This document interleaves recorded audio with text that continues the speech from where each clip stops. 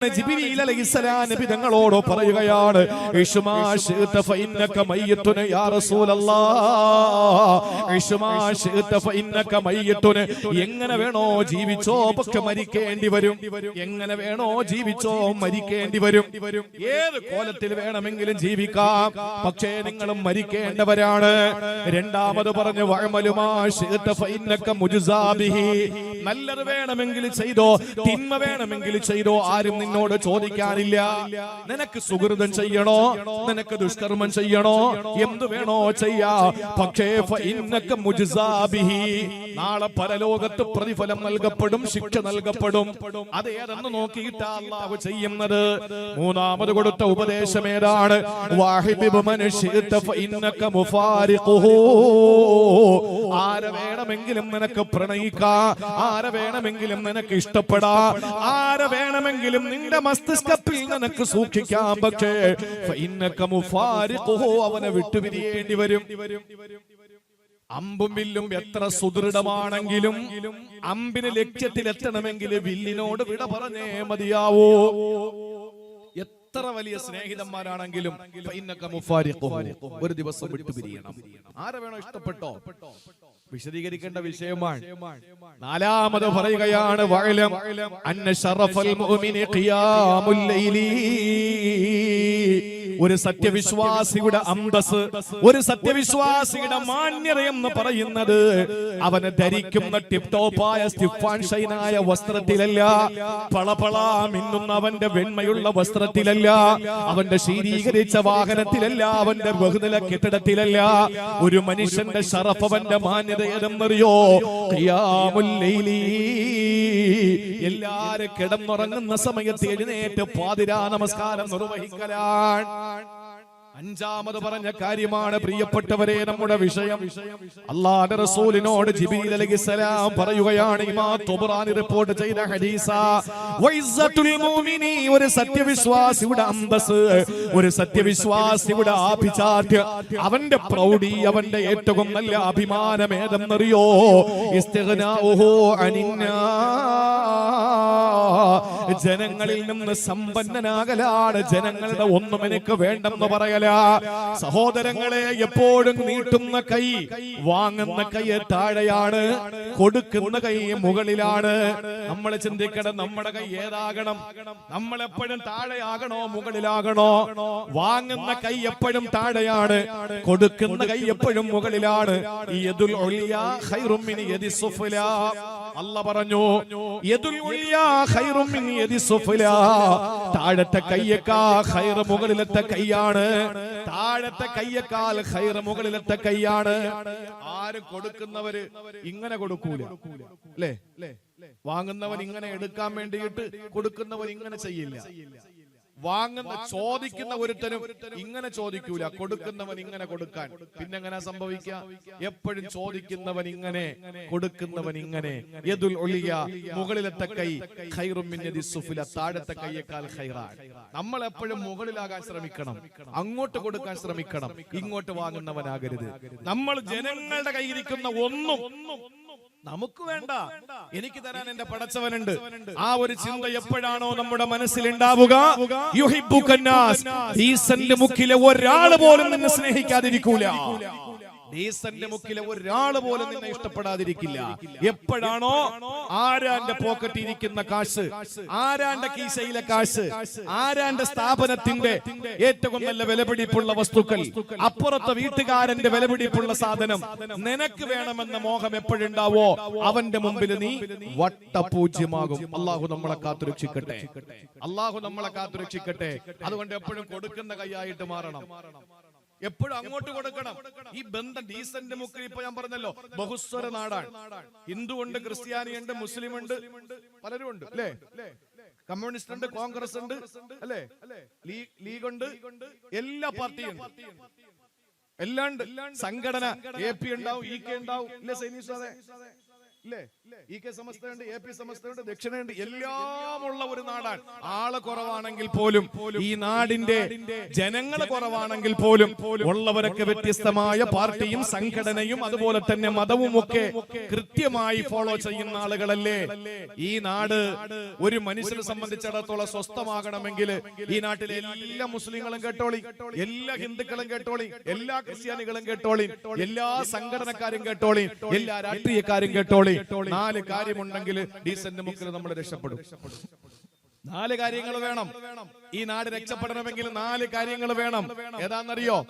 അക്കമിട്ട് എണ്ണി മനസ്സിന്റെ കോണിൽ കോറിയിട്ടോ. ലിസലാമതി ദുനിയാ ഹിസാലുൻ അർബഊ ഗഫറുൽ ലിജഹലിൽ ഖൗമി മനഉക തജ്ഹലാ വതകൂന മിൻ സയ്യിബിൽ ഉനാസി ആയിസാ വലിസയ്യിബി നഫ്സിക ലിൽ ഉനാസി ബാദിലാ. ഈ നാട് നന്നാകണോ പ്രിയപ്പെട്ടവരെ? തട്ടമിട്ട ഉമ്മയുടെ മോനും പൊട്ടുതൊട്ട അമ്മയുടെ മകനും കുരിശുമാലയണിഞ്ഞ മാതാവിന്റെ മകനും എല്ലാ രാഷ്ട്രീയ വൈവിധ്യ വൈജാത്യ സംഘടനാ പ്രവർത്തകരുമെല്ലാം ചിന്തിക്കേണ്ട കാര്യമാണ്. 4 കാര്യങ്ങളാണ് ഒരു നാടിന്റെ ഐശ്വര്യം, ഒരു നാടിന്റെ വിജയം. ലിസലാമത്തി ദുനിയാ ഹിസാലുൻ അർബഊ. ഈ കണ്ണനല്ലൂർ ഡീസന്റ് മുക്കിന്റെ സുരക്ഷിതത്വം എന്ന് പറയുന്നത്, ഈ നാടിന്റെ സന്തോഷം എന്ന് പറയുന്നത് 4 കാര്യങ്ങളിലാണ്. അതിൽ ഒന്നാമത്തേത് ഗഫറുൽ ലിജഹലിൽ ഖൗമി മനഉക തജ്ഹലാ. ഒന്ന് ഗഫറുൽ ലിജഹലിൽ ഖൗമി, ഏതെങ്കിലും വിവരം കെട്ടവൻ എന്തെങ്കിലും ചെയ്താൽ പുറത്തു കൊടുത്തേക്കണം. വിവരം കെട്ട ഏവനെങ്കിലും എന്തെങ്കിലും ചെയ്താൽ ഓട്ടെ, അവന് വിവരമില്ല. ചില ആളുകൾ പറയും വായിട്ട് വള്ളി വരപൂജയില്ല. എന്താ വായിട്ട് വള്ളി വരപൂജ? എന്താ അർത്ഥം? വാ ഇട്ടിട്ട് വള്ളി, അപ്പൊ വി ആയില്ലേ? വര പൂജ്യം എന്ന് പറഞ്ഞ വിവരം. അതൊരു കോഡ് ഭാഷയാണ്. സയഖൂലു സുഫഹാ, സയഖൂലു സുഫഹാ വിശുദ്ധ ഖുർആനിൽ പറയുന്നുണ്ട്. അപ്പൊ ദർസിലൊക്കെ പഠിക്കുമ്പോ എന്തെങ്കിലുമൊക്കെ വിവരക്കേട് വിളിച്ചു പറയുമ്പോൾ ഉസ്താദന്മാര് പറയും സയഖൂലുവിന്റെ ഫായില്, അല്ലേ ഉസ്താദെ? അപ്പൊ അത് പഠിക്കുന്നവർക്ക് നന്നായിട്ട് അറിയാം. സയഖൂലുവിന്റെ ഫായിലാടാ നീ എന്ന് പറയും. എന്ന് പറഞ്ഞ അർത്ഥം എന്താ? വിഡ്ഢിയ എന്നാ പറയുന്ന അർത്ഥം. അപ്പൊ മനസ്സിലാകാൻ വേണ്ടിയിട്ട് മനസ്സിലാകാനും പാടില്ല, എന്നാ മനസ്സിലാക്കുകയും വേണം. അതുകൊണ്ടാ പറഞ്ഞ വായിട്ട് വള്ളി വരപൂജയില്ല എന്ന് പറഞ്ഞാൽ വിവരമില്ല. ഏതെങ്കിലും വിവരകെട്ടവന്മാർ എന്തെങ്കിലും ചെയ്താൽ നമ്മളങ്ങ് പുറത്തു കൊടുത്തേക്കണം. അതാണ് ഒരു നാടിന്റെ ഏറ്റവും നല്ല സുരക്ഷിതത്വം, ഒരു നാടിന്റെ ഏറ്റവും നല്ല മനോഹരമായ നിലനിൽപ്പിന് ആധാരം അതാണ്. അങ്ങോട്ടങ്ങോട്ട് മാപ്പ് കൊടുത്തേക്കണം. എന്തെല്ലാം വിവരക്കേട് ഏതെല്ലാം നാടുകളിൽ നടക്കുന്നു, ആരെല്ലാം വിട്ടുകൊടുക്കുന്നു, ഇല്ലെങ്കിൽ പ്രശ്നങ്ങൾ ഉണ്ടാവൂലേ? ഒരു കൈ ഇങ്ങനെ അടിച്ചെന്ന് ശബ്ദം ഉണ്ടാവൂല. അടുത്ത കൈ കൊണ്ട് തടുക്കുമ്പോഴോ അടുത്ത കൈ കൊണ്ട് അങ്ങോട്ട് തിരിച്ചടിക്കുമ്പോഴാണ് ശബ്ദം ഉണ്ടാവുക. ഒരു കൈയിട്ട് എപ്പറ ആര് കറക്കിയാലും ശബ്ദം ഉണ്ടാവൂല. അതുകൊണ്ട് ഏതെങ്കിലും വിവരം കെട്ടവൻ എന്തെങ്കിലും ചെയ്യുമ്പോൾ പോട്ടെ, അവന് വിവരം ഇല്ലാത്തത് കൊണ്ടല്ലേ, ആ ഒരു നിലപാടെടുക്കുക. രണ്ടാമത്തേതോ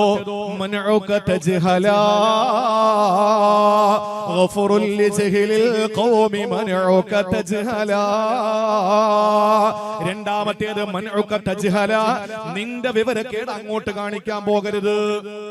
ഒന്ന്, വിവരം കെട്ടവൻ ചെയ്യുമ്പോ നീ മാപ്പ് കൊടുക്കണം. 2, നിന്റെ വിവരക്കേട് പാസ് ചെയ്യരുത്. ഒരു നാടിന്റെ നന്മയ്ക്ക് വേണ്ടതാണ്. ഇനി മൂന്നാമത്തേതെന്നറിയോ? വതകൂന മിൻ സൈബിൽ ഉനാസി ആയിസാ വലിസൈബി നഫ്സിക ലിൽ ഉനാസി ബാദിലാ. മൂന്നാമത്തേത് വതകൂന മിൻ സൈബിൽ ഉനാസി ആയിസാ, ജനങ്ങളുടെ കയ്യിരിക്കുന്നതിൽ നീ ഒരിക്കലും ആവശ്യക്കാരനാകരുത്. ജനങ്ങളുടെ കയ്യിരിക്കുന്ന ഒന്നും നിനക്ക് വേണ്ട. യൂസുഫ് അലി വലിയ സമ്പന്നനായത് നീ ഇപ്പുറത്ത് നിന്റെ വീട്ടിലിരുന്ന് അസൂയയോടെ നോക്കുന്നത് എന്തിനാടാ? രവിപ്പിള്ള കോടീശ്വരനായത് ഇപ്പുറത്തിരുന്ന് നീ എന്തിനാണ് നോക്കുന്നത്? അദാനി കള്ളനാണെങ്കിലും അവൻ സമ്പന്നനായതിന്റെ പേരിൽ ഇപ്പുറത്തിരുന്ന് നീ എന്തിനാണ് കൊതിക്കുന്നത്? പ്രിയപ്പെട്ട സഹോദരങ്ങളെ, ചിന്തിക്കേണ്ട വിഷയമാണ്.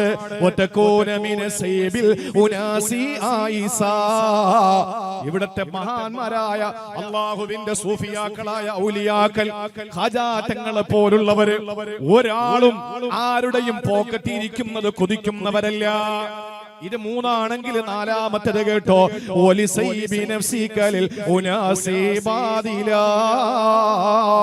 നിന്റെ പോക്കറ്റ് ഇരിക്കുന്നത് അങ്ങോട്ട് കൊടുക്കണം. അതാണ് പറഞ്ഞത് താഴ്ന്ന കയ്യേക്കാൾ ഉയർന്ന കൈയാണ് ശ്രേഷ്ഠമായത്. നമുക്കൊന്നും വേണ്ട, നിങ്ങൾക്ക് വേണോ? എത്ര സംഭവങ്ങളാ, എത്ര സംഭവങ്ങളാ. സഅദ് ബിൻ അബി വഖാസ് റളിയല്ലാഹു അൻഹു കേട്ടിട്ടുണ്ടോ? സഅദ് ബിൻ അബി വഖാസ് റളിയല്ലാഹു തആല അൻഹു ഒരവസരത്തിൽ പറയാൻ, സുബ്ഹാനല്ലാഹ്, ഈ കഥകൾ ചരിത്രങ്ങൾ നമ്മൾ കേൾക്കുമ്പോൾ രോമാഞ്ചത്തോടു കൂടിയിട്ടല്ലാതെ പറയാൻ കഴിയില്ല.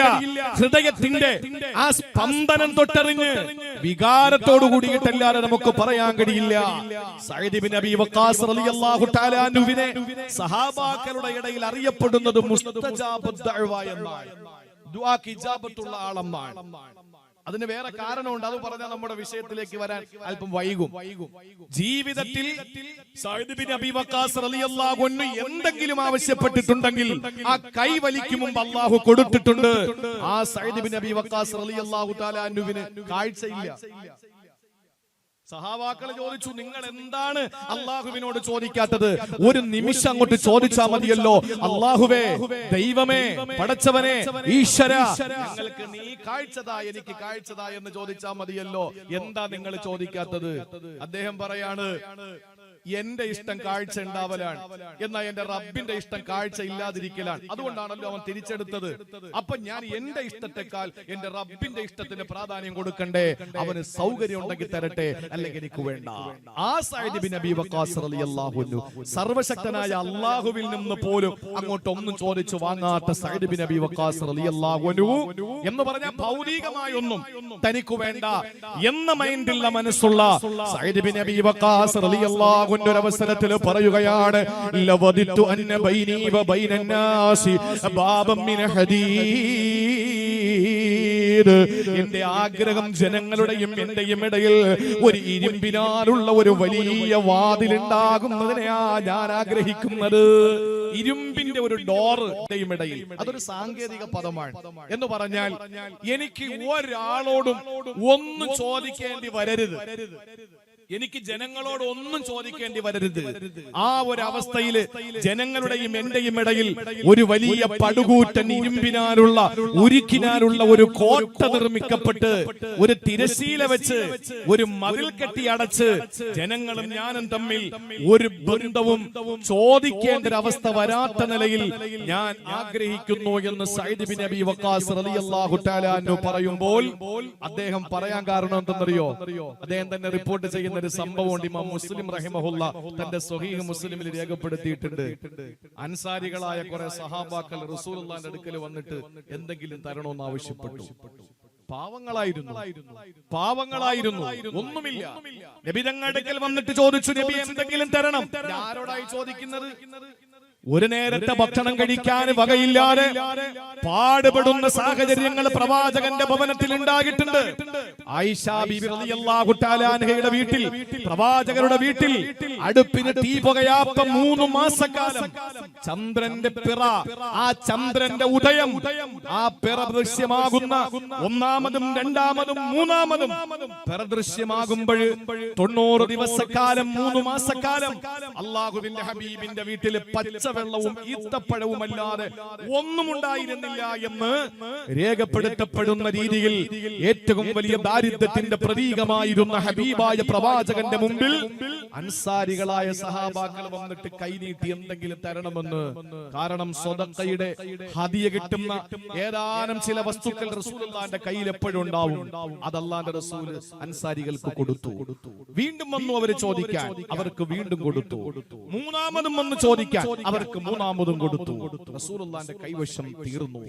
നാലാമത് വന്നപ്പോൾ കൊടുക്കാൻ റസൂലുള്ളാഹിന്റെ കയ്യിൽ ഒന്നുമില്ല. ആ സമയത്ത് ഹബീബായ പ്രവാചകനെ പറഞ്ഞ വാക്കെന്തെന്നറിയോ? മയ്യസ്തഗ്നി യുഗ്നിഹില്ലാ. ആരാണോ മനസ്സിനെ സമ്പന്നമാക്കുന്നത്, ഒരാളോട് ചോദിക്കില്ല എന്ന തീരുമാനം ആരാണോ എടുക്കുന്നത്, യുഗ്നിഹില്ലാ, അള്ളാഹു അവനെ കോടീശ്വരനാക്കുന്നതാ. എന്ന് പറഞ്ഞാൽ ബാങ്ക് ബാലൻസ് വരുമെന്നല്ല, ഏറ്റവും വലിയ സമ്പന്നത എന്ന് പറയുന്നത് ഗിനൻ നഫ്സാണ്, മനസ്സിന്റെ സമ്പന്നതയാ. അതിന് ഏതാനും ചില ഉദാഹരണങ്ങൾ പറയാം. ഒരിക്കൽ മഹാനായ ദിന്നൂനുൽ മിസ്രി റളിയല്ലാഹു തആല അൻഹു, മഹാനായ ജുനൈദുൽ ബഗ്ദാദി റളിയല്ലാഹു തആല അൻഹു, ജുനൈദുൽ ബഗ്ദാദി റളിയല്ലാഹു തആല അൻഹു ഒരു ഹജ്ജിന്റെ നാളില് പരിശുദ്ധമായ ഹറമിൽ ഇങ്ങനെ ഇരിക്കുകയാണ്. നിങ്ങൾ ചിന്തിക്കണം, ഏറ്റവും വലിയ സമ്പന്നത എന്ന് പറഞ്ഞാൽ മനസ്സിന്റെ സമ്പന്നതയാണ് ഏറ്റവും വലിയ സമ്പന്നത. അല്ലാതെ ഈ ഡീസലിന്റെ മുക്കിൽ ഏറ്റവും വലിയ സമ്പന്നൻ ആരെന്ന് ചോദിച്ചാൽ ചിലപ്പോൾ ഈ നാട്ടിലെ കേറി കിടക്കാടമില്ലാത്ത നന്നായിട്ട് ഭക്ഷണം കഴിക്കാൻ സാമ്പത്തികമില്ലാത്ത ഏതെങ്കിലും ഒരു മനുഷ്യനായിരിക്കും ഏറ്റവും വലിയ സമ്പന്നൻ. കാരണം എന്താ? അവന് വേണ്ട. ജുനൈദുൽ ബഗ്ദാദി റളിയല്ലാഹു തആല അൻഹു ഹജ്ജിന്റെ നാളിൽ എല്ലാ ആളുകളെയും വിളിച്ചു നിർത്തിയിട്ട് ഉപദേശം കൊടുക്കാൻ പരിശുദ്ധമായ ഹറമില്. ആ സമയത്താണ് ഈ നിൽക്കുന്ന പാവപ്പെട്ട ആളുകളുടെ കോലം കണ്ടപ്പോ ഒരു ധർമ്മിഷ്ഠൻ, ഒരു സമ്പന്നൻ വന്നിട്ട് ഒരു 500 ദിർഹം, അദ്ദേഹത്തിന്റെ 500 ദീനാറ് ജുനൈദുൽ ബഗ്ദാദി തങ്ങളുടെ കയ്യിലേക്ക് കൊടുത്തു. എന്നിട്ട് പറഞ്ഞു, ഈ നിൽക്കുന്ന എല്ലാവർക്കും വീതിച്ചു കൊടുക്കാൻ പറഞ്ഞു. കാരണം നിൽക്കുന്നവരുടെ വേഷഭൂഷാദികൾ കണ്ടപ്പോ മനസ്സിലായി ഇവരൊക്കെ പാവങ്ങളാണ്. അങ്ങനെയാണല്ലോ സാധാരണഗതിയിൽ നമ്മൾ വിലയിരുത്തുക. മദ്രസ പഠിക്കാൻ പോകുന്ന, ദർസിൽ പഠിക്കാൻ പോകുന്ന കുട്ടികളാരാണ്? ഒന്നും ഇല്ലാത്ത വീട്ടിൽ നിന്നുള്ളവരാ പഠിക്കാൻ പോകുന്നത്. ആ ഒരു ധാരണയാണ് സകല ആളുകൾക്കുള്ളത്. പഠിക്കാൻ പോകുന്ന മുത്താലിമീങ്ങളെ കണ്ടാൽ ചിന്തിക്കും, ഒന്നുകിൽ അവന് കുരുത്തക്കേട് കാണിച്ചു കൊണ്ടാക്കിയത്, ഇല്ലെങ്കിൽ അവന്റെ വീട്ടിൽ കഴിക്കാനൊന്നും ഇല്ലാത്തത് കൊണ്ട് കൊണ്ടാക്കിയത്. ഈ ഒരു ധാരണ പണ്ടുണ്ട്, ഇപ്പോഴും ഉണ്ട്, അത് എപ്പോഴും ഉണ്ടാവും. അത് തിരുത്തപ്പെടാൻ ഒരിക്കലും ന്യായമില്ല. കാരണം ആരുടെയും മനസ്സിൽ നിന്നത് പോകില്ല. അങ്ങനെയാണ് നമ്മുടെയൊക്കെ ചില ധാരണകൾ. അള്ളാഹു നമ്മുടെ ധാരണകളെ ശരിയായ ധാരണയാക്കി അള്ളാഹു അനുഗ്രഹിക്കുമാറാവട്ടെ. പ്രിയപ്പെട്ട സഹോദരങ്ങളെ, ജുനൈദുൽ ബഗ്ദാദി തങ്ങൾ 500 ദീനാർ എടുത്തിട്ട് ഇങ്ങനെ കയ്യിലേക്ക് കൊടുക്കുക. ചിന്തിക്കണം. എന്നിട്ട് പറഞ്ഞു, ഈ നിൽക്കുന്നവർക്കൊക്കെ ഒന്ന് വീതിച്ചു കൊടുക്കാൻ പറഞ്ഞു. നമ്മളാണെങ്കിൽ എന്താ ചെയ്യാ? ഓരോ ദീനാറോ ചിലർക്ക് കൊടുത്തിട്ട് ബാക്കി പോക്കറ്റ് വയ്ക്കും. ജുനൈദുൽ ബഗ്ദാദി റളിയല്ലാഹു തആല അൻഹുവിന്റെ മറുപടി എന്താണെന്നറിയോ? ആ സമ്പന്നനോട് ചോദിച്ചു, സഹോദരാ, ഈ 500 ദീനാറ് ഞാൻ വാങ്ങിയില്ലെങ്കിൽ നിങ്ങളത് എന്താ ചെയ്യുക? നിങ്ങൾക്കതിൽ ആഗ്രഹമുണ്ടോ എന്ന് പറഞ്ഞാൽ, നിങ്ങളുടെ സമ്പത്ത് പെരുപ്പിക്കണമെന്ന് നിങ്ങൾക്ക് കൊതിയുണ്ടോ? നിങ്ങളുടെ സമ്പത്ത് ഇതിനേക്കാൾ വർദ്ധിക്കണമെന്ന് നിങ്ങൾക്ക് മോഹമുണ്ടോ, ആവശ്യമുണ്ടോ? ആ സമ്പന്നന്റെ മറുപടി എന്തെന്നറിയോ? എന്റെ കയ്യിരിക്കുന്ന സമ്പത്ത് എപ്പോഴും പെരുകാനാ ഞാൻ കൊതിക്കുന്നത്, ഈ സമ്പത്ത് പെരുപ്പിക്കാനാ ഞാൻ കൊതിക്കുന്നത്. അതുകൊണ്ട് ആഗ്രഹമുണ്ട്. ജുനൈദുൽ ബഗ്ദാദി റളിയല്ലാഹു തആല ആ സമയത്ത് എന്താ പറഞ്ഞതെന്നറിയോ? ഇദ്ഹബ് ഖുദ്ഹാ ഇന്നക അഹ്വജു മിന്നാ. എന്നാ ഈ 500 ദീനാർ നിങ്ങൾക്ക് തരാ, ഞങ്ങൾക്ക് ഇതിന്റെ ആവശ്യമില്ല. കാരണം ഈ പൈസ നിങ്ങൾക്ക് കിട്ടിയാൽ ആ പണം കൊണ്ട് നിങ്ങളുടെ ഉള്ള സമ്പത്ത് വലുതാക്കാൻ നിങ്ങൾക്ക് മോഹമുണ്ട്, നിങ്ങൾക്ക് ആഗ്രഹമുണ്ട്, നിങ്ങൾ അതിലേക്ക് ആവശ്യക്കാരനാണ്. പക്ഷെ ഞങ്ങൾക്ക് ഈ 500 ദീനാർ വേണമെന്നില്ല. അപ്പൊ ഞങ്ങൾ ഖനിയും നിങ്ങൾ ഫക്കീറുമാണ്. അതുകൊണ്ട് പൈസ നിങ്ങൾ തന്നെ വെച്ചോ. ഈ ഒരു മനസ്സാർക്കുള്ളത്. കിട്ടുന്ന ആ സമ്പത്ത് വീണ്ടും പെരുപ്പിക്കാൻ അയാൾക്ക് മോഹമുണ്ടെങ്കിൽ ആ സമ്പത്ത്, പ്രിയപ്പെട്ടവരെ, അയാൾക്ക് തന്നെയല്ലേ ആവശ്യമുള്ളത്. അതുകൊണ്ട് നമ്മൾ എപ്പോഴും അഗ്നിയാക്കളാകണം, സമ്പന്നന്മാരാകണം. ഇത് പറയുമ്പോൾ നിങ്ങൾ ഗൗരവത്തോടെ മനസ്സിലാക്കണം. നമ്മുടെ ജീവിതത്തിൽ നമുക്ക് സാമ്പത്തികമായി ഏതെങ്കിലും നിലയിൽ അവശത അനുഭവപ്പെടുന്ന സമയത്ത് നമ്മൾ എന്തു വേണം? അതിന് ഖുർആൻ അതിന് മരുന്ന് പറയുന്നുണ്ട്. വിശുദ്ധ ഖുർആൻ അങ്ങനെയാണ്. അപ്പൊ അതുകൊണ്ട് നമ്മൾ ആരുടെ കയ്യിരിക്കുന്നതൊന്നും നമ്മൾ വാങ്ങണ്ട. ആ ഒരു സമ്പന്നത നമ്മുടെ മനസ്സിലൊന്ന് വരുത്തിക്കൂടെ? മഹാനായ അലി ഇബ്നു അബീ ത്വാലിബ് റളിയല്ലാഹു തആല അൻഹു ഇറാഖിലേക്കുള്ള യാത്ര ആരംഭിക്കുകയാണ്. സഹോദരങ്ങളെ, അലി റളിയല്ലാഹു അൻഹു ഇറാഖിലേക്കുള്ള യാത്ര ആരംഭിച്ചു. ആ സമയത്ത് ആരാണ് അനുഗമിക്കുന്നതെന്നറിയോ? ആ യാത്രയുടെ പിന്നാലെ പോകുന്നത് ആരെന്നറിയോ? ഗവർണറായ അബൂ നുഐം ഇബ്നു സഖഫി റളിയല്ലാഹു തആല അൻഹു. അബൂ നുഐം ഇബ്നു സഖഫി റളിയല്ലാഹു തആല അൻഹു അലിയാർ തങ്ങളോടൊപ്പം ഇറാഖിലേക്കുള്ള യാത്രയിൽ കൂടെ കൂടുമ്പോ ഭക്ഷണം കഴിക്കുന്ന സമയത്ത് അലി തങ്ങളുടെ സഞ്ചി എടുത്ത് തുറന്നിട്ട് ഭക്ഷണം കഴിക്കാൻ ഒരുങ്ങുമ്പോ മഹാനായ അബൂ നുഐം ബിൻ സഖഫി റളിയല്ലാഹു അൻഹു അലി ഇബ്നു അബീ താലിബ് തങ്ങൾ കഴിക്കുന്ന ഭക്ഷണത്തിലേക്കൊന്ന് നോക്കുമ്പോ സുബ്ഹാനല്ലാഹ് അലി റളിയല്ലാഹു അൻഹു പാത്രം തുറന്നു വെച്ചിട്ട് കഴിക്കാൻ വേണ്ടിയിട്ട് പൊതി തുറന്നു വെച്ചിട്ട് ആ ഭക്ഷണം ഏതാണെന്ന് നോക്കുമ്പോൾ അബൂ നുഐം സഖഫി തങ്ങൾക്ക് കാണാൻ കഴിഞ്ഞത് സഹോദരങ്ങളെ കഴിക്കാൻ പോഷകാഹാരമല്ല, വിഭവസമൃദ്ധമായ ഭക്ഷണമായിരുന്നില്ല, മലർപ്പൊടിയാണ് അലി റളിയല്ലാഹു അൻഹുവിന്റെ പാത്രത്തിലുള്ളത്, പൊതിയിലുള്ളത്. മലർപ്പൊടി എന്ന് പറഞ്ഞാൽ പണ്ട് കാലങ്ങളിൽ ആളുകൾ ധാരാളമായി കഴിച്ചിരുന്ന ഒരു തരം ഒരു പൊടിയാണ്. അത് വിശപ്പ് മാറും, അത് വിശപ്പ് മാറ്റും, പക്ഷെ പോഷകാഹാരമല്ല. തവിട് എന്നൊക്കെ നമ്മുടെ നാട്ടിൽ വേണമെങ്കിൽ അതിന് പറയാം. പൊടിയുണ്ടല്ലോ, പൊടി, തവിട്, ഗോതമ്പിന്റെയും അരിയുടെ ഒക്കെ പൊടി, അതാണ് അലി റളിയല്ലാഹു അൻഹുവിന്റെ പൊതിയിലുള്ളത്. ഇറാഖിലേക്കുള്ള യാത്രയാണ്. ആരാ? അബൂ നുഐം ബിൻ സഖഫി റളിയല്ലാഹു തആല അൻഹു ഗവർണറാണ്. അലി റളിയല്ലാഹു അൻഹുവിന്റെ ഗവർണറാണ്. ആ അലി റളിയല്ലാഹു അൻഹുവിനോട് ചെന്നിട്ട് മഹാനായ അബൂ നുഐം സഖഫി തങ്ങൾ ചോദിച്ചു, അല്ല, ഇറാഖിലെ പാവപ്പെട്ട ജനങ്ങൾ പോലും നല്ല ആഹാരം കഴിക്കുമ്പോ അലി തങ്ങളെ നിങ്ങൾ എന്തിനാണ് ഈ മലർപ്പൊടി കൊണ്ടുവന്ന് കഴിക്കുന്നത്? ആ സമയത്ത് അലി തങ്ങളുടെ മറുപടി എന്തെന്നറിയോ? എന്താ മറുപടി പറഞ്ഞത്? എനിക്ക് യാത്രയിലുടനീളം വിശക്കും, ആ സമയത്തൊക്കെ കഴിക്കാൻ ഞാൻ വീട്ടിൽ നിന്ന് ഭക്ഷണം കൊണ്ടുവരാൻ എന്റെ കയ്യിൽ സമ്പത്തില്ല. എന്നാൽ ഒരു നേരത്തെ ഭക്ഷണത്തിനുള്ള വകയൊക്കെ എന്റെ വീട്ടിലുണ്ട്. ആ ഭക്ഷണത്തിന് ഒരു നേരത്തെ ഭക്ഷണം ഞാൻ കൊണ്ടുവന്നാൽ ബാക്കി സമയങ്ങളിൽ ആളുകളുടെ മുമ്പിൽ കൈനീട്ടണ്ടേ? ആളുകളുടെ മുമ്പിൽ ചെന്നിട്ട് ഭക്ഷണത്തിന് വേണ്ടി കൈനീട്ടണ്ടേ? അതുകൊണ്ട് ഞാൻ എന്റെ യാത്രയിലുടനീളം കഴിക്കാൻ വേണ്ടിയിട്ട് കൊണ്ടുവന്നതാണ് മലർപ്പൊടി. അതാണ് അലി റളിയല്ലാഹു തആല അൻഹു പറഞ്ഞതെങ്കിൽ സഹോദരങ്ങളെ ചിന്തിച്ചു നോക്കുക. വിശുദ്ധ ഖുർആൻ ഹജ്ജിന് പോകുന്നവരെ പറ്റി പറയുന്ന ഒരു ഭാഗമുണ്ട്. അല്ലാഹുവിന്റെ ഖുർആൻ ഹജ്ജിന് പോകുന്നവർ അവരാണല്ലോ ദീർഘയാത്രയുള്ളവർ. പ്രതിഫലാർഹമായ യാത്രയിൽ ഏറ്റവും ദീർഘമായ യാത്ര ചെയ്യുന്നത് ഹജ്ജിനാണല്ലോ. ആ ഹജ്ജിന് പോകുന്ന സമയത്ത് പ്രിയമുള്ളവരെ, ചില ആളുകൾ ഹജ്ജിന് പോകുന്ന സമയത്ത് ഭാര്യമാര് ഭക്ഷണം റെഡിയാക്കി കൊടുക്കുമായിരുന്നു. ആ സമയത്ത് എവര് പറയും, എന്തിനാ ഭക്ഷണം? ഞങ്ങൾ തിന്നാനൊന്നും അല്ലല്ലോ പോകുന്നത്, ഞങ്ങൾ ഹജ്ജിന് പോണല്ലേ, ഇബാദത്തിന് പോണല്ലേ. നിങ്ങൾ ഗൗരവത്തിൽ മനസ്സിലാക്കണം. ഹജ്ജിന് പോകുന്ന ആളുകൾ വീട്ടിൽ നിന്ന് ഇഹ്റാമിന്റെ വസ്ത്രം ധരിച്ചിറങ്ങുമ്പോ ഭാര്യമാര് ഭക്ഷണം കൊണ്ട് കൊടുക്കുമ്പോ ചില ഭർത്താക്കന്മാര് പറയുമായിരുന്നു, എന്തിനാ ഭക്ഷണം? ഞങ്ങൾ പോകുന്ന തിന്നാൻ വേണ്ടിയിട്ടല്ല, ഇബാദത്ത് എടുക്കാൻ വേണ്ടിയിട്ടാ പോകുന്നത്. ഇവിടെ ഉംറയ്ക്കൊക്കെ പോകുന്ന ചില ആളുകൾ ഭയങ്കര വീമ്പ് പറയുന്ന കേൾക്കാം. അൽഹംദുലില്ലാ, എല്ലാം സഹിക്കണം, പൊറുക്കണം, തിന്നാനല്ലല്ലോ പോകുന്നത്.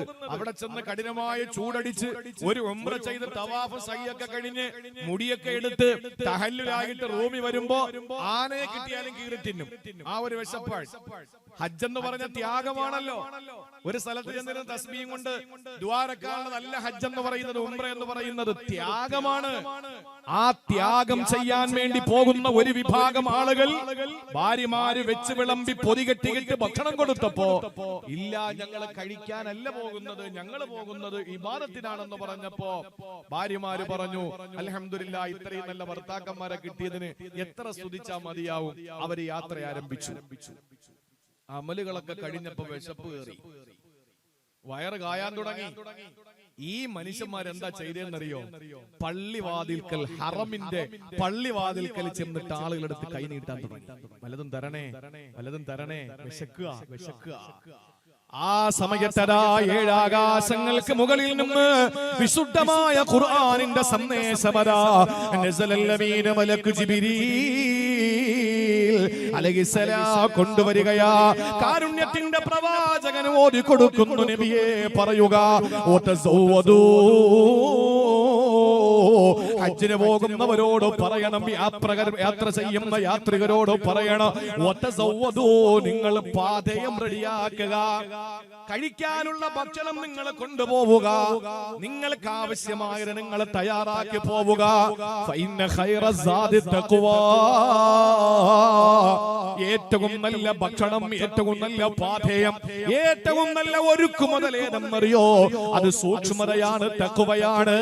എന്തിനാണ്?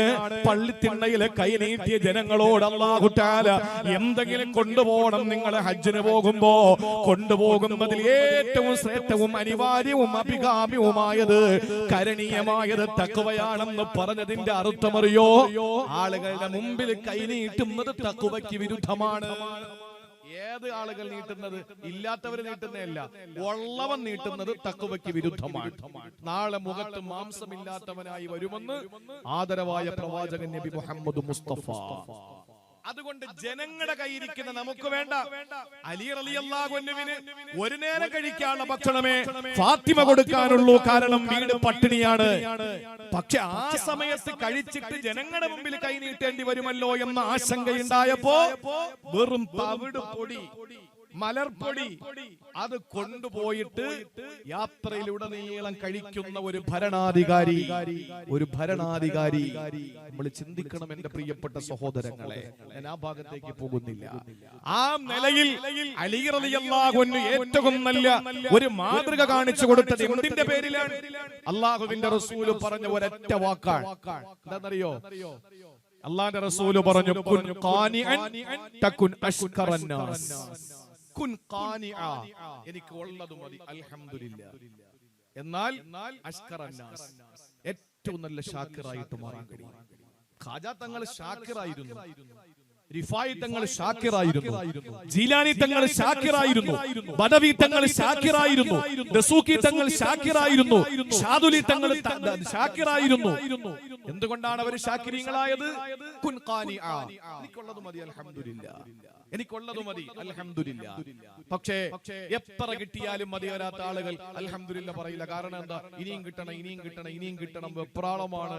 ഖാനി എന്ന് പറഞ്ഞാൽ ഉള്ളത് മതി, എനിക്ക് ഇത്രയേ ഉള്ളൂ, അൽഹംദുലില്ലാഹ്. ആ ഒരു മനസ്സുള്ളവൻ എപ്പോഴും പ്രിയപ്പെട്ടവരെ ഷാക്കിറാകുന്നതാ. അവിടെ നിന്നാണ് മഹാനായ അലി റളിയല്ലാഹു തആല അൻഹു മലർപ്പൊടിയുമായിട്ട് ഇറാഖിലേക്ക് യാത്ര ചെയ്യുന്നതെങ്കിൽ സഹോദരാ ഉവൈസുൽ ഖർനി റളിയല്ലാഹു അൻഹുവിനെ പറ്റി മഹാനായ ത്യാഗവര്യൻ ദുന്നൂനുൽ മിസ്രി റളിയല്ലാഹു അൻഹു പറഞ്ഞതെന്തെന്നറിയോ? ഉവൈസുൽ ഖർനി റളിയല്ലാഹു തആല അൻഹു ഒരു ദിവസം അദ്ദേഹത്തിന് ഒരാൾ പണം കൊടുക്കാൻ വേണ്ടി വന്നു. ദുനിയാവ് വേണ്ടെന്ന് പറയുന്നവർക്ക് ദുനിയാവ് പിന്നാലെ വരും. അതങ്ങനെയാണ്. മുഹ്യിദ്ദീൻ ശൈഖ് റളിയല്ലാഹു അൻഹുവിന്റെ 7 അയൽപക്കത്തെത്തില്ല നമ്മുടെ ബഹുമാനായ യൂസുഫ് അലി സാഹിബും രവിപിള്ളയും അതുപോലെ തന്നെ സർഗല കോടീശ്വരന്മാരും ഖാജാ തങ്ങൾ ജീലാനി തങ്ങളുടെ 7 അയൽപക്കത്തെത്തൂല. എന്താ കരുതി? അദ്ദേഹം സമ്പന്നനല്ലേ? അദ്ദേഹത്തിന്റെ എത്ര കപ്പലുകളാ കടലിലൂടെ സാധനങ്ങളുമായിട്ട് ദൈനംദിനം നൈരന്തര്യം യാത്ര ചെയ്യുന്നത്? കോടീശ്വരനാണ്. പക്ഷെ അദ്ദേഹം ഔലിയാക്കളുടെ നേതാവായി മാറി. എന്തുകൊണ്ടാണ്? സമ്പത്തും സമ്പന്നതയും ഒക്കെ കടന്നു വരുമ്പോഴും ആ സമ്പത്ത് അദ്ദേഹത്തിന് ഒരു പ്രശ്നമേ അല്ല. തകർന്നാലും പ്രശ്നമില്ല, ഉണ്ടായാലും പ്രശ്നമില്ല. ആ ഒരു നിലയിലെത്തിയത് കൊണ്ടല്ലേ ഉവൈസുൽ ഖർനി റളിയല്ലാഹു തആല അൻഹു ദുന്നൂനുൽ മിസ്രി തങ്ങൾ പറയാ, ഉവൈസുൽ ഖർനിക്ക് ആരോ കുറച്ച് പണം കൊണ്ട് കൊടുത്തു. നമ്മുടെയൊക്കെ നാട്ടിലൊന്ന് ആലോചിച്ച് നോക്ക്. ഞാൻ പറയുമ്പോ എല്ലാം പറയും. സംഘടനയായാലും രാഷ്ട്രീയ പാർട്ടി ആണെങ്കിലും ആരാണെങ്കിലും ചില മഹല്ലുകളാണെങ്കിലും എന്തെങ്കിലും കിട്ടിക്കഴിഞ്ഞാൽ പിന്നെ കണക്ക് വെക്കാൻ പറയുമ്പോഴാണ് അടിയുണ്ടാവുക. കണക്ക് വെക്കാൻ പറയുമ്പോഴാണ് അടിയുണ്ടാവുക. ഈ കണക്ക് പറയൽ, ഇത്ര രൂപ ചെലവായി, ഇത്ര രൂപ ചെലവായി എന്ന് പറഞ്ഞ് കണക്ക് അവതരിപ്പിക്കുമ്പോഴാണ് ഒരാളുടെ സ്വഭാവം നമുക്ക് മനസ്സിലാക്കാൻ പറ്റുക. ഉവൈസുൽ ഖർനി തങ്ങളുടെ കയ്യിൽ ഒരാൾ കുറച്ച് പണം കൊണ്ട് കൊടുത്തു. ഉവൈസുൽ ഖർനി റളിയല്ലാഹു അൻഹു, ഇത് പറയുന്ന ദുന്നൂനുൽ മിസ്രിയാണ് റളിയല്ലാഹു അൻഹു. ഉവൈസുൽ ഖർനി റളിയല്ലാഹു അൻഹു ആ പണം അയാളുടെ കയ്യിലേക്ക് തിരിച്ചു കൊടുത്തിട്ട് പറയാണ്, എന്റെ കയ്യിൽ ഒരു നാണയമുണ്ടല്ലോ, പിന്നെന്തിനാ എനിക്ക് നിങ്ങൾ പണം തരുന്നത്? എന്റെ കയ്യിൽ ഒരു നാണയമുണ്ട്, അതുകൊണ്ട് എനിക്ക് വേണ്ട. ആ സമയത്ത് പ്രിയപ്പെട്ടവരെ വന്ന ആള് ചോദിക്കുകയാണ്, ഒരു നാണയം കൊണ്ട് ഉവൈസേ എത്ര നാളാ നീ ജീവിക്കുക? ഒരു നാണയം കൊണ്ട് നിനക്ക് എത്ര നാളാ ജീവിക്കാൻ കഴിയുക? ഉവൈസുൽ ഖർനി തങ്ങളെ തിരിച്ചു ചോദിച്ച ചോദ്യം എന്തെന്നറിയോ? ഏ സഹോദരാ, ഈ ഒരു നാണയം തീരുന്നത് വരെ ജീവിച്ചിരിക്കുമെന്ന് ഉറപ്പുണ്ടോ? ഈ ഒരു നാണയം തീരുന്നത് വരെ എനിക്ക് ജീവിച്ചിരിക്കാൻ കഴിയുമെന്ന് ഉറപ്പ് നിങ്ങൾക്ക് തരാൻ പറ്റുമോ? ഇല്ല. പിന്നെന്തിനാ നിങ്ങൾ വെപ്രാളപ്പെടുന്നത്? ഒരു രസകരമായ കാര്യം പറയട്ടെ. സ്ത്രീകള് വരെയാണ്, സ്ത്രീകൾ കുറച്ചുപേര് ഇരിപ്പുണ്ട്. അവരെടുത്ത് ചോദിക്കണം, ജസ്റ്റ് വെറുതെ, നാളെ രാവിലത്തെ കാപ്പി, ബ്രേക്ക്ഫാസ്റ്റ് അല്ലെ, പ്രഭാത ഭക്ഷണം എന്താണ് എന്നൊന്ന് ചോദിച്ചു നോക്കി. ഒരു 60% സ്ത്രീകളും പറയും മാവ് ആട്ടി വെച്ചിട്ടാ വന്നത്, അല്ലെ, ഒറട്ടിക്ക് മാവ് കുഴച്ചു വെച്ചിട്ടാ വന്നത്, ഫ്രിഡ്ജിൽ ഇരുന്ന ഇറച്ചിയെടുത്ത് വെളിയിൽ വെച്ചിട്ടാ വന്നത്, കടലയും പയറും വെള്ളത്തിയിട്ടിട്ടാ വന്നത്, ഇതല്ലേ പറയുള്ളൂ നാളത്തെ രാവിലത്തെ കാര്യം. നമ്മൾ എപ്പോഴും നാളത്തെ ഭക്ഷണം, നാളത്തെ കാര്യം ചോദിച്ചോണ്ടിരിക്കും അള്ളാന്റെ അടുത്ത്. അള്ള പറഞ്ഞ എന്താണെന്നറിയോ? നിങ്ങൾ ആരെങ്കിലും നാളത്തെ സുബ ഇന്ന് നിസ്കരിച്ച് അള്ളാഹ്ക്ക് വേണോ? കൊണ്ടുപോടാ നിന്റെ സുബ, എനിക്ക് ഇപ്പോഴത്തത് മതി. ഖാലിഖായ പടച്ചവന് ഇപ്പോഴത്തത് മതി. നമ്മക്കോ നാളത്തതും വേണം, അടുത്ത മാസത്തെയും വേണം, അടുത്ത കൊല്ലത്തെയും വേണം. അതാ നമ്മുടെയൊക്കെ ജീവിതത്തിലും നാളെ നാളെ നാളെ ലോട്ടറിക്കാരന്റെ തട്ടിൽ നിന്ന് കേൾക്കുന്നത് പോലെ നാളെ നാളെ നാളെ, അതാ നമുക്ക് വേണ്ടത്. അള്ള പറയുന്നു, ഞാൻ നിങ്ങളടുത്ത് നാളത്തത് ചോദിക്കുന്നില്ല, ഇന്നത്തത് തായോ, ഇന്നത്തെ നിസ്കാരം എനിക്ക് തായോ, എനിക്കത് മതി. നമ്മൾ തിരിച്ചു ചോദിക്കുന്നതാ, പടച്ചോനെ അതൊക്കെ ശരി, എനിക്ക് നാളെ രാവിലെ എന്താ തിന്നാൻ കിട്ടുക, നാളെ ഉച്ചയ്ക്ക് എന്താ തിന്നാൻ കിട്ടുക, നാളെ രാത്രി എന്താ ഭക്ഷണം എനിക്ക് കിട്ടുക. ഇതാണ് നമ്മുടെ മൈൻഡ്. ഇതാണല്ലോ ഉവൈസുൽ ഖർനി തങ്ങൾ പറയാണ്, ഈ ഒരു നാണയ തീരുന്നത് വരെ ജീവിച്ചിരിക്കുമെന്ന് പറയാ നിങ്ങൾക്ക് കഴിയുമോ സഹോദര? ഇല്ലെങ്കിൽ നിങ്ങൾ എന്തിനാ എന്റെ കയ്യിരിക്കുന്ന ഒരു ദീനാർ, ഒരു നാണയത്തിന് നിങ്ങൾ വില കുറച്ച് കാണുന്നത്? ഷാഫി ഇമാമിന്റെ വാക്കെടുത്തു പറഞ്ഞ, ജീവിക്കുകയാണെങ്കിൽ എനിക്ക് ഭക്ഷണം എനിക്ക് മണ്ണുറപ്പാണ്. ഈ ഒരു ചിന്ത നമ്മുടെ മനസ്സിൽ മതി. ജീവിക്കുന്നെങ്കിലും ഭക്ഷണോറപ്പ്, അന്നോറപ്പ്, മരിച്ച മണ്ണുറപ്പ്. എന്റെ ജീവിതം രാജകീയം, മനസ്സ് സ്വസ്ഥം.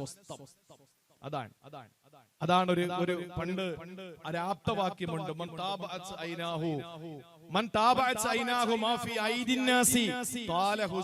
എന്ന് പറയുന്ന ഒരു ആപ്തവാക്യമുണ്ട്. എന്ന് പറഞ്ഞാൽ നമ്മള് ജനങ്ങളുടെ കയ്യിരിക്കുന്നതിലേക്ക് നമ്മുടെ കണ്ണ് ഇങ്ങനെ അതിനെ താപി ആയാൽ, അതിനെ ഫോളോ ചെയ്താൽ നമ്മുടെ ദുഃഖം പടച്ചോനാണ് മാറൂല.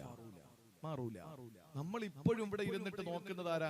അപ്പുറത്തെ 2 നില കെട്ടിടം നിർമ്മിച്ച് ചുറ്റുമതിൽ കെട്ടി, മുറ്റത്തൊക്കെ പുല്ല് പാകി, നല്ല നിലയിൽ ഒരു പാർക്ക് പോലെയൊക്കെ ആക്കി, വലിയ വണ്ടിയിൽ പോയി മാസാമാസം വിദേശത്തൊക്കെ പോയി വരുന്നവനെ നോക്കിയിട്ട് നമ്മൾ ഇങ്ങനെ വെള്ളം ഇറക്കുക, അവനെ നോക്കിയിട്ട് ഇങ്ങനെ നെടുവീർപ്പിടുക, ഒരു ദീർഘശ്വാസം വിടുക, അല്ലേ? നമ്മൾ ഓരോരുത്തരും നമ്മളെന്തിനാ അങ്ങോട്ട് നോക്കുന്നേ? നമ്മൾ അങ്ങോട്ട് നോക്കുന്നത് എന്തിനാണ്? നമ്മൾ നോക്കേണ്ടത്, പടച്ചോനെ ഇപ്പൊ നീ 1 നില കെട്ടിടം തന്നു, ചുറ്റുമതിലൊന്നുമില്ല, മുറ്റത്ത് പുല്ല് പാകിയിട്ടില്ല, ഇന്റർലോക്ക് ഇല്ല, എനിക്ക് വിദേശ നിർമ്മിത വാഹനമൊന്നുമില്ല. അൽഹംദുലില്ലാഹ്, ആര് വിളിച്ചാലും പോകാൻ പറ്റുന്ന ഒരു 2 വീലർ ഉണ്ട്. പക്ഷേ ഒരു നേരത്തെ ഭക്ഷണം കഴിക്കാൻ വകയില്ലാതെ റെയിൽവേ പുറംപോക്കുകളിൽ സാരി വലിച്ചു കെട്ടിയിട്ട് ജീവിക്കുന്ന, മഴ പെയ്താലും വെയിലടിച്ചാലും സുരക്ഷിതത്വമില്ലാതെ 5 സ്റ്റാർ ഹോട്ടലുകളിൽ നിന്ന് വലിച്ചെറിയുന്ന കുപ്പത്തൊട്ടിയിൽ നിന്നിട്ട് വറ്റുകൾ പറക്കിയിട്ട് മക്കളുടെ വായിലേക്ക് വെച്ചുകൊടുത്ത് ആളുകളുടെ മുമ്പിൽ യാചിച്ച് ഭക്ഷണം കഴിക്കുന്ന ഇവിടുത്തെ പാവപ്പെട്ട അധസ്ഥിത വിഭാഗത്തിനെ പോലെ നീ എന്നെ മാറ്റിയില്ലല്ലോ തമ്പുരാനെ, ഞാൻ എത്ര ഭാഗ്യവാനാ. അപ്പോഴും നമ്മൾ അങ്ങോട്ട് നോക്കിക്കൊണ്ടിരിക്കുക. എന്നിട്ട് മതപരമായ വിഷയത്തിലോ നമ്മൾ നോക്കുന്ന ആരെന്നറിയോ? കീപ്പോട്ടുള്ള ആളുകളെയാ. നമ്മൾ ആകെ പോകുന്ന ജുമയ്ക്ക, പക്ഷെ നമ്മൾ നോക്കുന്നത് പെരുന്നാളിന് മാത്രം പള്ളി കയറുന്ന കാക്കായ. അവൻ കൊല്ലത്തിൽ 2 തവണ മാത്രമേ പള്ളി കയറുള്ളൂ. ഈ കാക്ക പോകുന്നതോ ആഴ്ച 1 തവണ മാത്രം. മതപരമായ വിഷയത്തിൽ നീ നോക്കേണ്ടത് ആരെയാണ്? 5 നേരം പള്ളിയിൽ ബാങ്ക് വിളിക്കുമ്പോ നിസ്കാരത്തിന് പോകുന്നവനിലേക്ക് നോക്കണം, എന്നാ നിന്റെ അഹങ്കാരം കുറയും. നീ ഒന്നും അല്ലടാ നിനക്ക് മനസ്സിലാവൂ. സമ്പത്തിന്റെ വിഷയത്തില് മേപ്പോട്ടുള്ളവനിലേക്കല്ല നോക്കേണ്ടത്, കീപ്പോട്ടുള്ളവനിലേക്ക് നോക്കുക, എന്നാ നിന്റെ അഹങ്കാരം കുറയും, നിന്റെ അസൂയ മാറും, നിന്റെ മനസ്സിനകത്ത് വേദന മാറും, ദുഃഖം മാറും. ദുഃഖം ദീർഘമാകുന്നത് വല്ലവന്റെയും കിട്ടാരത്തിലേക്കും കെട്ടിടത്തിലേക്കും നോക്കുമ്പോഴാണ്. പണ്ടൊരു ഗുരുവിനോട് ഒരു ശിഷ്യൻ ചോദിച്ചൊരു രസകരമായ സംഭവം സംഭവമുണ്ട്. അദ്ദേഹം ചോദിക്കാൻ, ശിഷ്യൻ ഗുരുവിനോട് ചോദിക്കാൻ, ഗുരുവോ ഇതൊരു പരീക്ഷാ ഹാളല്ലേ ദുനിയാവ്? അതെ. പരീക്ഷ നടത്തുന്ന ആള് ദൈവമല്ലേ? അതെ. എല്ലാവരും പരീക്ഷ എഴുതുന്നുണ്ടല്ലോ, ശരിയാണ്. എന്നാൽ ചിലര് ജയിക്കുന്നു, ചിലര് തോൽക്കുന്നു. അതെന്താ സംഭവിക്കുന്നത്? ഗുരുവിന്റെ മറുപടി ഒറ്റ മറുപടിയാണ്. സൈനിക്ക് കിട്ടുന്ന ചോദ്യ പേപ്പർ അല്ല എനിക്ക് കിട്ടുന്നത്. എനിക്ക് കിട്ടിയ ചോദ്യ പേപ്പർ അല്ല ബഹുമാനപ്പെട്ട നമ്മുടെ ഈ സഹോദരന് കിട്ടുന്നത്. അതല്ല അപ്പുറത്തിരിക്കുന്ന ഉസ്താദിന് കിട്ടുന്നത്. എല്ലാം വ്യത്യസ്തമായ ചോദ്യ പേപ്പറാണ്.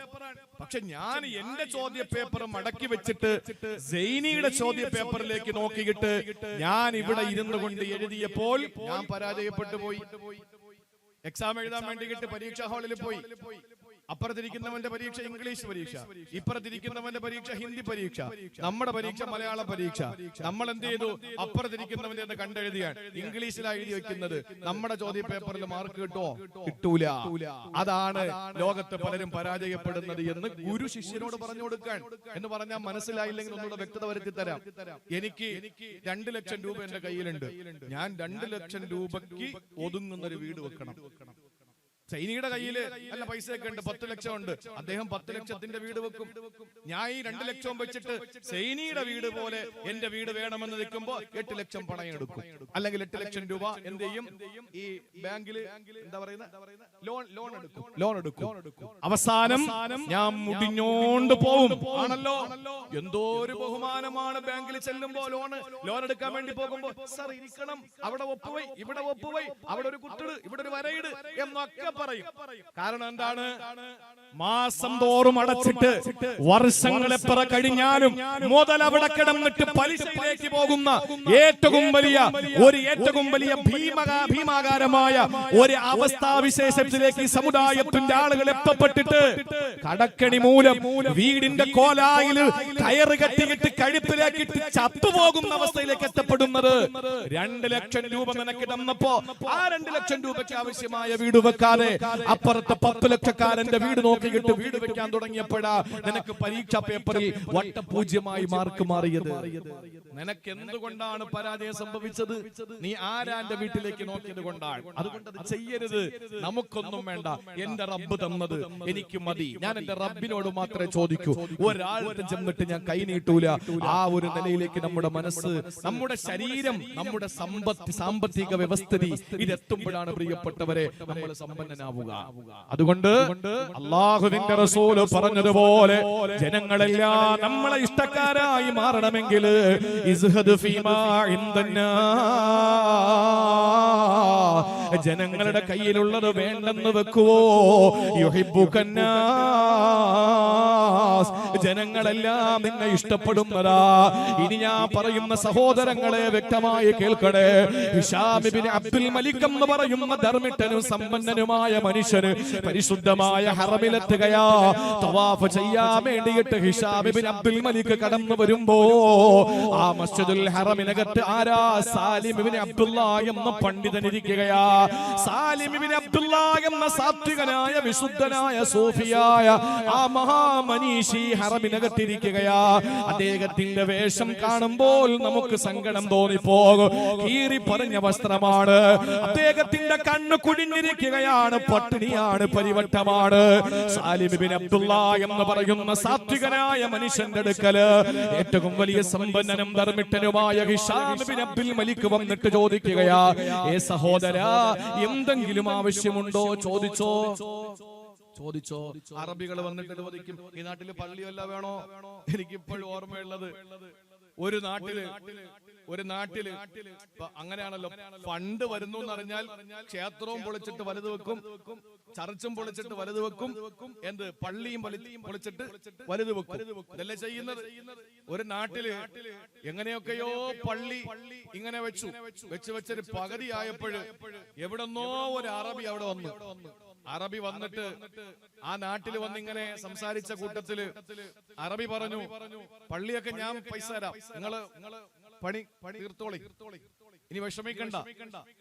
അന്ന് നല്ല സമ്പന്നനായിരുന്നു അറബി. അപ്പൊ ആളുകളൊക്കെ പറഞ്ഞു, എന്തായിരുന്നാലും നമ്മളെ കൊണ്ടൊരു ചെറിയ പള്ളി വെക്കാനേ പറ്റുള്ളായിരുന്നു, ആളിഷ്ടം പോലെ ഉണ്ട്, എന്തായാലും ഇപ്പൊ അറബി തരാന്ന് പറഞ്ഞിക്കല്ലേ. പകുതിയിലേറെ പണിയായി, ഒരു 70% പണിയായി. ആ പള്ളി 4 സൈഡും പൊളിച്ചിട്ട് അല്പം കൂടെ വിശാലമാക്കി. എന്തായാലും അറബി തരുവാണല്ലോ, അറബി പൈസ തരുവാണല്ലോ. അപ്പൊ വലിയ പള്ളി ആയിക്കോട്ടെ, നല്ല ഉദ്ദേശമാണ്, നല്ല ഉദ്ദേശമാണ്. എവരുടെ വീട്ടിൽ കൊണ്ടുപോകാനല്ല. ഇവര് 4 മതിലും പൊളിച്ച്, അല്ല 4 ചുമരും പൊളിച്ച് വിശാലമാക്കാൻ വേണ്ടിയിട്ടുള്ള ശ്രമം നടക്കുമ്പോഴേക്കും അറബി ചെന്ന് അവിടെ ഇറങ്ങുമ്പോഴേക്കും അയാൾക്ക് ദാരിദ്ര്യമുണ്ടായി, അയാൾക്ക് സാമ്പത്തിക മാന്ദ്യം വന്നു. അറബി പറഞ്ഞു, നിങ്ങൾ ദ്വാരക്കിനി നടക്കുമെന്ന് തോന്നുന്നില്ല, ഇൻഷാ അല്ലാഹ് എന്നാണോ കഴിയുന്നത് അന്ന് ഞാൻ എന്റെ സഹായം എത്തിച്ചേക്കാമെന്ന് പറഞ്ഞു. അതുവരെ കഷ്ടപ്പെട്ട് ഊറ്റി ജനങ്ങളെ ഊറ്റിയെടുത്ത ചെറിയ ചെറിയ പൈസ കൊണ്ടുണ്ടാക്കിയ പള്ളി പിന്നെ അതുപോലെ ആക്കിയെടുക്കാൻ ഒരുപാട് കഷ്ടപ്പെടേണ്ടി വന്നു. അതിന്റെ ഉദ്ഘാടനത്തിന് എന്നെ വിളിച്ചു, ഞാൻ പ്രസംഗിക്കാൻ പോയി. അപ്പൊ സങ്കടത്തോടു കൂടി പറഞ്ഞ കാര്യമാണ് ഞാൻ നിങ്ങളുടെ മുന്നിൽ അവതരിപ്പിച്ചത്. പ്രിയപ്പെട്ടവരെ, ഇതാണ് മനുഷ്യന്റെ അവസ്ഥ, ഇതാണ് മനുഷ്യന്റെ അവസ്ഥ. പരിശുദ്ധമായ ഹറമിനകത്തിരിക്കുന്ന സാലിബ് ഇബ്നു അബ്ദുല്ലാ എന്ന് പറയുന്ന സാത്വികനായ മനുഷ്യന്റെ അടുക്കൽ വന്ന് ഹിശാം ഇബ്നു അബ്ദുൽ മലിക് എന്നവർ ചോദിക്കുകയാണ്, നിങ്ങൾക്ക് എന്തെങ്കിലും ആവശ്യമുണ്ടോ? ആ സമയത്ത് എന്താ സാലിം എന്നവര് പറഞ്ഞതെന്നറിയോ? അമാ തസ്തഹീ, ഓ ഹിശാം ഇബ്നു അബ്ദുൽ മലികേ, നിങ്ങൾക്ക് ഉളുപ്പുണ്ടോ? നിങ്ങൾക്ക് നാണമുണ്ടോ? നിങ്ങൾക്ക് ലജ്ജയില്ലേ? അന്തഖൂല ലീ ഹാദാ ഫീ ബൈത്തില്ലാ, ഞാൻ വേറൊരാളെ വീട്ടിലല്ലേ നിൽക്കുന്നത്. വേറൊരാളെ വീട്ടിൽ നിൽക്കുമ്പോ ഈ വീട്ടിൽ വന്നിട്ട് നിങ്ങൾ എനിക്ക് തരാമെന്ന് പറയുന്നത് നിങ്ങൾക്ക് ഉളുപ്പുണ്ടോ? നിങ്ങൾക്ക് ലജ്ജയുണ്ടോ? ആരുടെ വീടാ ഞാൻ നിൽക്കുന്നത്? ഫീ ബൈത്തില്ലാ, അല്ലാഹുവിന്റെ ഭവനത്തിലല്ലേ ഞാൻ നിൽക്കുന്നത്. ഇവിടെ വന്നിട്ട് എനിക്ക് റബ്ബ് തരാൻ കഴിവുള്ളവനാണല്ലോ. അവന്റെ വീട്ടിൽ നിൽക്കുമ്പോ ആരെങ്കിലും കൊണ്ടുവരുന്നത് വാങ്ങാൻ അല്ലെങ്കിൽ അങ്ങനെ ചോദിക്കാൻ നിങ്ങൾക്ക് നാണമുണ്ടോ? നമ്മളിപ്പോ ഒരാളുടെ വീട്ടിൽ നിൽക്കുകയാണ്, തൊട്ടപ്പുറത്തെ വീട്ടുകാര് ഭക്ഷണം കൊണ്ട് തരികയാണ്. ഈ വീട്ടുകാർക്ക് എന്ത് വിഷമമാകും, ഈ വീട്ടുകാർക്ക് എന്ത് സങ്കടമാകും? നമ്മുടെ വീട്ടിൽ നിൽക്കുമ്പോ നമ്മൾ ഭക്ഷണം തരുന്നതിന് പകരം അപ്പുറത്തെ വീട്ടിൽ നിന്ന് ഭക്ഷണം കൊണ്ടുവരുന്നതവരെ കൊച്ചാക്കലല്ലേ? അതുകൊണ്ട് ഹിശാമേ, അമാ തസ്തഹീ, നിങ്ങൾക്ക് നാണമില്ലേ? ലജ്ജയുണ്ടോ? ധർമ്മിഷ്ഠനാണ്, സമ്പന്നനാണ്, ഒരക്ഷരം മിണ്ടിയില്ല. കാരണം മനുഷ്യന് സാത്വികനാണല്ലോ സാലിമ്, വലിയ മനുഷ്യനാണല്ലോ, വലിയ ആരിഫാണല്ലോ. അതുകൊണ്ട് ധർമ്മിഷ്ഠനൊന്നും മിണ്ടിയില്ല. അയാള് മസ്ജിദുൽ ഹറമിന്റെ പുറത്തിറങ്ങി നിന്നു. കുറെ കഴിഞ്ഞപ്പോ സാലിം ഇബ്നു അബ്ദുല്ലാ എന്നവര് മസ്ജിദുൽ ഹറമിൽ നിന്ന് പുറത്തു വരികയാ. അള്ളാന്റെ പള്ളിയിൽ നിന്ന് പടച്ചോന്റെ വീട്ടിൽ നിന്ന് പുറത്തിറങ്ങുമ്പോ ഹിശാം ഇബ്നു അബ്ദുൽ മലിക് വന്നിട്ട് ചോദിക്കുകയാണ്, ഏ സഹോദരാ, ഇപ്പൊ നിങ്ങൾ അള്ളാന്റെ വീട്ടിലല്ലല്ലോ, അതുകൊണ്ട് എന്തെങ്കിലും വേണോ? നേരത്തെ നിങ്ങൾ അള്ളാന്റെ വീട്ടിൽ നിന്നപ്പോ ഞാൻ ചോദിച്ചത് ശരിയായില്ല. ഇപ്പൊ നിങ്ങൾ അള്ളാന്റെ വീട്ടിലല്ല, അതുകൊണ്ട് ചോദിക്കാണ്. എനിക്ക് ചോദിക്കാൻ അവസരമുണ്ടല്ലോ, അവകാശമുണ്ടല്ലോ. ആരും അതിൽ ചോദ്യം ചെയ്യില്ല. കാരണം നിങ്ങൾ ആരുടെയും വീട്ടിലല്ല നിൽക്കുന്നത്. നിങ്ങൾക്ക് വല്ലതും ആവശ്യമുണ്ടോ? സാലിം ഇബ്നു അബ്ദുല്ലാ എന്നവർ പറഞ്ഞു, ഏത് കാര്യമാ നിങ്ങൾ ഉദ്ദേശിക്കുന്നത്? ദുനിയാവിന്റെ കാര്യമാണോ ആഖിറത്തിന്റെ കാര്യമാണോ? ആ സമയത്താണ് സാലിം ഇബ്നു അബ്ദുള്ളയോട് ഹിശാം പറയുകയാണ്, എനിക്ക് ആഖിറം തരാൻ പറ്റൂലല്ലോ, എനിക്ക് ആഖിറം തരാൻ കഴിയില്ലല്ലോ, എനിക്ക് പരലോകം നിങ്ങൾക്ക് തരാൻ പറ്റൂലല്ലോ, പറ്റുന്നത് ദുനിയാവ് തരാനാ. അതുകൊണ്ട് ദുനിയാവ് നിങ്ങൾ ചോദിച്ചോ, ഞാൻ തരാ. ആ സമയത്ത് മഹാനായ സാലിം ഇബ്നു അബ്ദുള്ള പറഞ്ഞ വാക്കെന്തെന്നറിയോ? എന്റെ ഹിശാമേ, ഈ ദുനിയാവിനെ സൃഷ്ടിച്ച അല്ലാഹ്, ഈ ദുനിയാവിനെ സംരക്ഷിക്കുന്ന അല്ലാഹ്, അവനോട് പോലും ഈ ദുനിയാവ് ഞാൻ ചോദിച്ചിട്ടില്ല. പിന്നെയാണോ ഒരു മഖ്ലൂഖായ ഫഖീറായ നിങ്ങളോട് ഞാൻ ചോദിക്കുക? മാ സഅൽതു ദുനിയാ അല്ലദീ യംലികുഹാ, ഈ ദുനിയാവിന്റെ മാലിക്കായ പടച്ചോനോട് ഞാൻ ചോദിച്ചിട്ടില്ല. ഫകൈഫ അസ്അലുഹാ മിൻക അംദൽ ഫഖീർ, ആവശ്യക്കാരനും ദരിദ്രനുമായ അങ്ങയോട് എങ്ങനെയാണ് പിന്നെ ഞാൻ ചോദിക്കുക? ഹിശാമേ, ഈ ചോദിക്കപ്പെട്ടത് വലിയ ധനാഢ്യനാണ്.